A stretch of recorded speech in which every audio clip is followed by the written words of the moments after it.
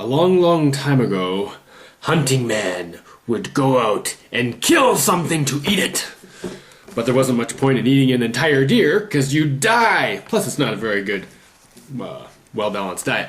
So he'd get together with Gatherman, and Gatherman would say, "Look at all the tasties I've found. Let's mix these with our tasty dead animals and have wonderful, nutritious meals." And they would trade, and everything was good.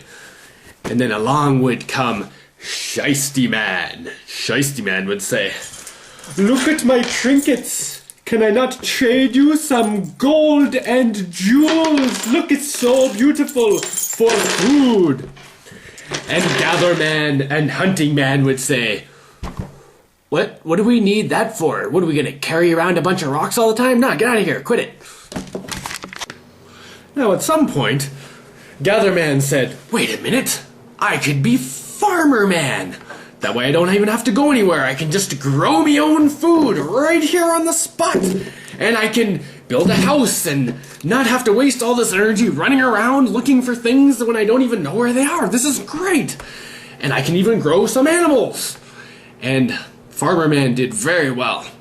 And he would go to the market and trade his things, and Shiesty Banker Man would come and say, "Here are trinkets. You want the trinkets?" And Farmer Man would say, "No, I don't really need that stuff, man. I have everything I want." But eventually, Farmer Man had so much he didn't even have anything to do with all his food. He's like, "I've got all this food and I've got more than I know what to do with." So he'd say, "All right, Shiesty Man, let's bring it over. What do you got?" And Shiesty Man would say, "Here's some gold. This way you can have wealth that you can't eat or do anything with. Isn't it excellent?" And Farmer Man would say, "All right, I have more than I need right now. Maybe I can get some of this gold stuff and trade it in to someone else when, in case I'm not doing so well one season and someone else is doing great. This is kind of a good placeholder for stuff of actual value. Cool. That sounds great." Now, at some point, Shiesty Man said, "I've got an idea. Bring me your gold, and I will squish it into these gold coins. That way you don't have to weigh them all the time. You'll just know the gold coin is a certain weight. And once everyone knows that it's a certain weight, I can start skimming off the sides of them. No one will notice a little tiny bit gone." Now, this was very limiting in how much Shiesty Man could swipe off the coin. He couldn't give out ones that were like half the weight of other ones, because people would notice that. So Shiesty Man was still held to a pretty honest standard, relatively speaking. Then Shiesty Man got even trickier. He started saying things like, "Wait a minute. Why don't you bring me your gold, and I will give you an IOU. Here's an IOU for 1 gold coin. You just need to bring me the actual object, the gold coin, and I will give you this $1 IOU. So you can bring it back to me anytime and get your gold coin back, but this is easier to carry around. And check it out. If you don't want to carry around a whole bunch of these, I'm making them in 50s too." The problem with this is that now you've got objects that have no value of their own, and you can simply write whatever number you want on them. Whoever is making them can just print out whatever they want. The problem with that is, if people ever start coming back to Shiesty Man and say, "Hey, yeah, I got my 50 here, and I was hoping I could get 50 gold coins back, And Shiesty Man has to say, "Ooh, wait a minute. I've printed out 40 times the amount that I actually have, just because I could. What am I going to do now? If people start coming to get it, I just don't have enough. Wait a minute. In order to guard all the gold that I've been collecting in this here fort of gold, I have had to hire security forces. Well, those security forces might as well be used to protect the gold from the people who actually own it. Isn't that great? So, sir, yes, bringing in your 50, you get 1 gold coin for that. There you go." Wait a minute. That 50, and you just gave me 1. That was supposed to be 50 gold coins. That was the thing. I mean, I gave you 50 gold coins, and you gave me this IOU for 50 of them. I want the 50 back. And that's when Farmer Man looks up and realizes there are weapons aimed at him. And there's pretty much nothing he can do about it. This is when Shiesty Man, or shall we say, Government Bank Man, went from being someone who could possibly be useful to a pirate organization of terror. Now it turns out that physical paper money was a little bit too real for Shiesty Man. So along came the electronic fund transfer, which was supposed to make everything simpler and easier and faster. But do you ever wonder why it takes 3 to 5 business days for your checks to get cleared? Someone deposits a $50 check. The bank says, ooh, you don't get your money yet. It's going to hang out in this little limbo area while we call the other bank, make sure the money is actually there. Okay, other bank, send the money over. There, it's in your account. More money comes in. Money comes in, and then a funny thing happened.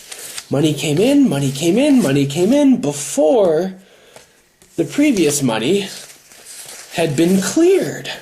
And someone realized, wait a minute, the longer we take to clear money, the more money is constantly in this limbo area.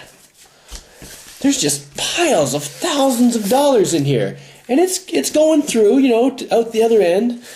But the longer we take, the more money there is in this area. Now what if we just say, oh, I'm just going to take this and put it in my pocket. And then tell everyone it's going to take a day or 2 days for everything to clear. But no, actually, your money's gone. The money you're getting now is the money someone else just deposited. The money you've deposited several days ago is already spent on someone's yacht. And now the pot's empty again.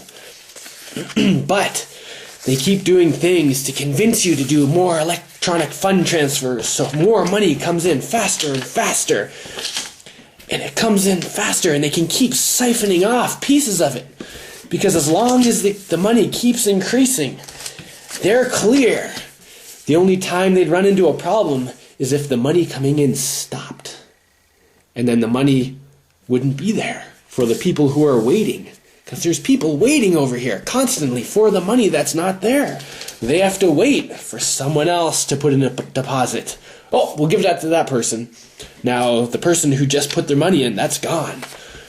We just have to wait for someone else to put money in. Oh, then we can give that away. And if the longer we increase the wait time between money transfers, the more money will build up in this area, and there's millions and millions and billions of dollars that doesn't exist, that people keep taking out and spending. Meanwhile, people are just waiting for money and hoping that someone else is putting money in for them. This is commonly known as a Ponzi scheme. It's what Social Security does. That's why they're worried now, because so many people are retiring. So many people are waiting for their money that's already been spent. And there's not enough people to come in to put more money into Social Security, because those little bastards spent it already. And at this point, we're in so deep, there's like 100 times the amount of virtual money that there is of real money. And the only way to keep it going is to move the money around, keep shifting it around, because the more you shift it around, the more there is, Which is why every time there's a financial problem, the president says, we need to get people spending again. We need to get them back on credit. We need to get them buying things, because he needs that money to move around, to keep paying the people with the money that doesn't exist. Because the more it's moving around, the more it looks like there's more money. And this is the problem that people talk about when they're talking about the economic collapse that seems inevitable. It would only take a few days of people not spending money anymore, or even just not doing electronic fund transfers. If it stopped happening for a week, suddenly people would stop getting their money. They'd be wondering, where's all my money? Billions and billions of dollars would evaporate like that. The only people who would have money would be the ones who had the physical dollars under their pillow or under their bed or wherever it was. Or the people who had chunks of gold. You know, the government's not going to give it back to you. They don't have enough to cover it anyway. And these people who are driving around in their yachts, wasting everything they can, stealing your money, use fancy terms like inflation and compound interest and tell you that, well, your money can't clear for a week and a half because there are things happening in business considerations, and I can call Australia like that. And I don't have billions of dollars and the fanciest equipment. Why can't a bank transfer money like that? They have computers. I have a computer. I can send an email to someone and it gets there almost instantly. It's so fast, I don't even notice the difference. Could you imagine sending an email and having it take a week and a half to get there and then another week and a half to get back? There'd be no point in checking it. But this is how the business people tell you that that's how it is. That's just how it works. Of course it can't work. That's not how it works at all. They're just plain ripping you off.